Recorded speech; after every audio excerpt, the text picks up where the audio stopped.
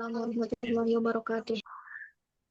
Alhamdulillahirabbil alamin wassalatu wassalamu ala asrofil anbiya'i wal mursalin habibana wa nabiyyana wa sayyidana Muhammadin sallallahu alaihi wasallam wa ala alihi wa ashabihi wa man tabi'ahum bi ihsanin ila yaumiddin wa ba'd.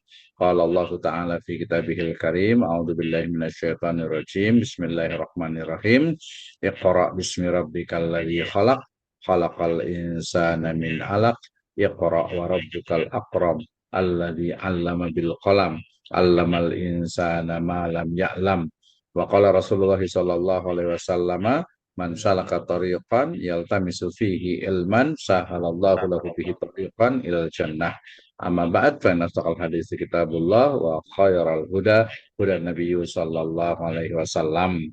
Alhamdulillah, syukur Allah Subhanahu wa Ta'ala yang telah memberikan kepada kita kenikmatan iman, Islam, dan juga ihsan. Salawat dan salam sama-sama kita panjatkan kepada junjungan alam, Habibana wa Nabiyyana wa Sayyidana Muhammadin Sallallahu Alaihi Wasallam, kepada seluruh ahli baitnya, para sahabatnya, serta orang-orang yang senantiasa mengikuti jejak sunnahnya hingga akhir zaman. Saya ucapkan terima kasih kepada seluruh mahasiswa di program studi Sarjana Pendidikan Agama Islam, Sekolah Tinggi Agama Islam Sirajul Falah Bogor. Baik. Ini adalah pertemuan yang terakhir ya. Kita akan dengarkan presentasi terakhir pertama dari namanya siapa tadi ya? Oh, sebutkan ya, ada Naila, kemudian ada siapa lagi tadi itu? Nggak ada di depannya ya. Oh, harusnya di depannya ada nih biar kelihatan nih. Baik, menghemat waktu saya persilakan untuk presentasi tentang pemikiran dari Buya Hamka, pemikiran modern Islam. Oke, terima kasih untuk Nida Milatisania dan Naila Aprilia Ifatur Rahmat dan juga Siti Usmaya. Falaihinna falyatafaddal masykur. Silakan. Baik, Pak.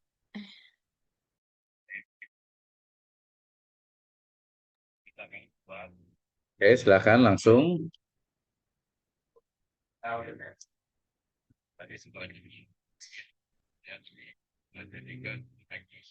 Iya.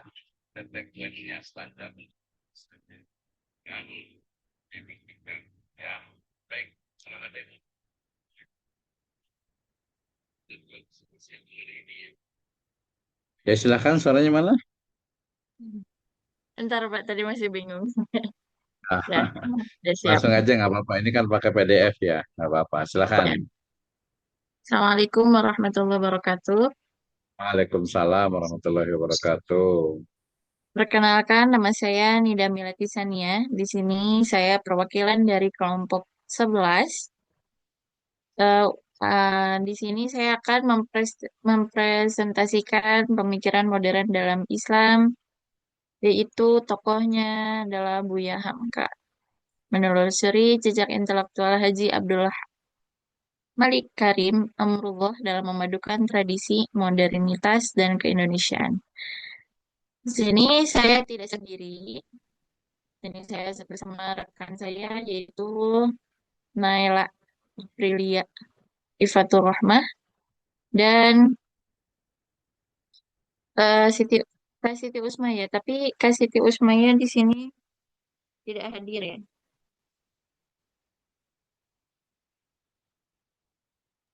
Kalau nggak ada Saya nanti bisa. dihapus saja ya. Ya baik. Mm-mm. Pak, lanjut silakan. Langsung saja kita mulai. Kita masuk kepada biografi singkat beliau, yaitu yang bermulai dari Minangkabau. Beliau lahir di Tanah Ulama, lahir pada tahun 17 Februari 1908 di Sungai Bantang, Maninjau, Sumatera Barat. Yang sekarang mungkin kalian tahu ya, di Sumatera Barat itu sedang terkena bencana. Lalu beliau adalah putra dari Dr. Haji Abdul Karim Amrullah yang juga disebut dengan Haji Rasul, seorang tokoh pembaharu Islam terkemuka di Minangkabau. Lalu beliau tumbuh di lingkungan adat yang kuat, namun religius, sering berkonflik dengan ayahnya di masa muda karena pengajarannya kritis, maka beliau pun tidak segan untuk berkonflik dengan ayahnya jika ada berbeda pendapat. Itu adalah membentuk jiwa pemberontak namun kritis. Masih kecilnya dihabiskan mendengar pantun dan syair yang kelak membentuk gaya bahasanya yang kritis. Lalu di sini Buya Hamka juga disebut sang otodidak sejati. Buya Hamka tidak pernah menamatkan pendidikan formal yang tinggi. Ia belajar di surau atau di masjid, majelis seperti itu. Mengusahakan pengetahuan umum. Jadi beliau meskipun pendidikannya terbatas, karena kan ekonomi lalu pada zaman dahulu ya masih masa masa tidak belum merdeka. Tapi beliau sangat haus dengan pengetahuan umum. Dari itu beliau mempunyai pemikiran kritis. Sini ada perjalanan ke Mekah. Perjalanan belajar di Mekah pada tahun 1927. Menunaikan ibadah haji dan tinggal beberapa lama memperdalam bahasa Arab dan langsung melihat dinamika dunia Islam. Nah, saat ke Mekah mungkin dunianya lebih luas untuk mempelajari dunia Islam. Lalu Universitas Kehidupan mempelajari sosiologi, sejarah, dan sastra secara mandiri. Ia melahap karya-karya pemikir Mesir seperti Muhammad Abduh dan Rashid Rida, serta sastra Barat terjemah. Selanjutnya, Kak Naila, Kak Naila, saya persilahkan untuk melanjutkan presentasi.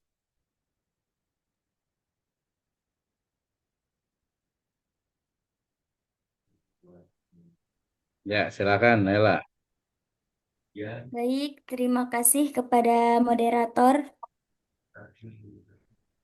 Saya akan melanjutkan presentasi selanjutnya, yaitu tasawuf modern.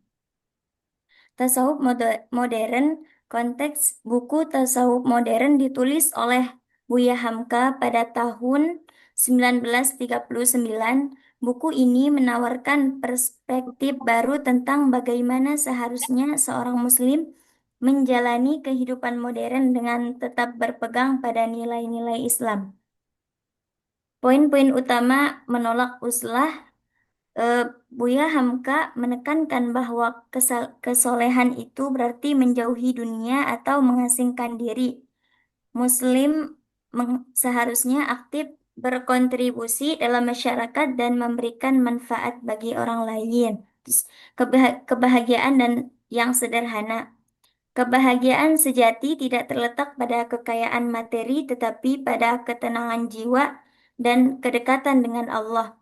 Ini menekankan pentingnya qanaah atau merasa cukup cukup dengan apa yang dimiliki. Selanjutnya, tasawuf akhlaki lebih menekankan pada perbaikan akhlak dan budi pekerti daripada hanya fokus pada praktik mistis yang rumit. Ini berarti mengutamakan perilaku yang baik dan bermanfaat dalam kehidupan sehari-hari. Kemudian zuhud yang sejati, zuhud bukanlah tentang tidak memiliki harta, tetapi tentang bagaimana harta tidak menguasai hati.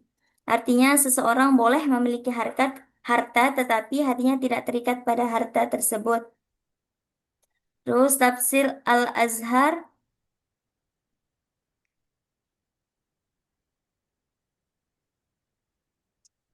Tafsir Al-Azhar adalah karya monumental beliau yang terdiri dari 30 juz. Karya ini diselesaikan saat beliau dipenjara pada masa Orde Lama. Pendekatan kontekstual. Beliau menafsirkan ayat-ayat Al-Quran dengan mempertimbangkan realitas sosial budaya Indonesia. Ini berarti beliau menghubungkan ajaran Al-Quran dengan konteks kehidupan masyarakat Indonesia. Metode adabi ijtimai. Tafsir ini menggunakan gaya bahasa sastra yang indah namun tetap mudah dipahami oleh orang awam. Tidak seperti kitab-kitab klasik yang seringkali kaku dan sulit dimengerti. Tafsir Al-Azhar ditulis dengan bahasa yang lebih modern dan relevan. Terus integrasi dalil. Beliau menggabungkan dalil nakli dengan akli. Ini berarti ia menggunakan akal sehat dan pengetahuan sejarah untuk memahami dan menafsirkan ajaran Islam. Kutipan Buya Hamka. Kutipan ini menekankan pentingnya keseimbangan antara iman dan ilmu. Iman tanpa ilmu diibaratkan lentera di tangan bayi yang tidak bisa memberikan manfaat karena kurangnya pengetahuan. Ilmu tanpa iman diibaratkan lentera di tangan pencuri yang bisa digunakan untuk tujuan yang buruk. Selanjutnya, sastra sebagai dakwah. Roman yang menguncang adat. Contoh karya beliau novel-novel beliau seperti Tenggelamnya Kapal Van der Wijk dan Di Bawah Lindungan Ka'bah bukan hanya sekedar cerita cinta tetapi juga mengandung pesan-pesan dakwah. Kemudian kritik sosial, beliau mengkritik adat Minangkabau yang kaku dalam hal perkawinan dan stratifikasi sosial. Dia menyoroti bagaimana adat tersebut dapat menghalangi kebahagiaan individu. Selanjutnya, dakwah halus melalui novel-novel beliau menyisipkan nilai-nilai Islam, ketabahan, dan moralitas tanpa menggurui. Pesan-pesan tersebut disampaikan secara halus dan tidak terkesan menggurui pembaca. Saya kembalikan kepada moderator. Ya, baik. Terima kasih, Kanela, telah menjelaskan materi-materi presentasi kali ini. Untuk selanjutnya,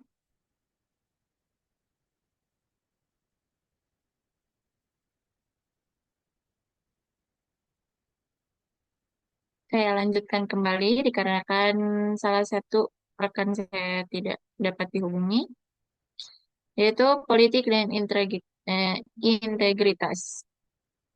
Beliau adalah salah satu ulama yang berani untuk mengatakan bahwa politik di Indonesia ada yang salah atau eh, mengajak orang lain untuk berpikir kritis. Itu di sini contohnya Era Masyumi, anggota konstituen yang vokal memperjuangkan Islam sebagai dasar negara secara demokratis. Lalu beliau menjadi MUI pertama pada tahun 1975, memimpin Majelis Ulama Indonesia dengan prinsip independensi ulama dari pemerintah yang disebut Umaro. Lalu kasus Fatwa Natal 1981, memilih mundur dari jabatan Ketua MUI daripada mencabut fatwa haramnya perayaan Natal sebagai bersama bagi Muslim, menunjukkan keteguhan akidah di atas jabatan. Nah, untuk kali ini ada permasalahan ya di dalam mengucapkan Natal. Nah, dulu Buya Hamka itu sangat berpegang teguh bahwa Natal itu hukumnya haram. Mengucapkan Natal itu hukumnya haram. Lalu di sini ada garis waktu perjalanan. Yang tadi telah disebutkan ya.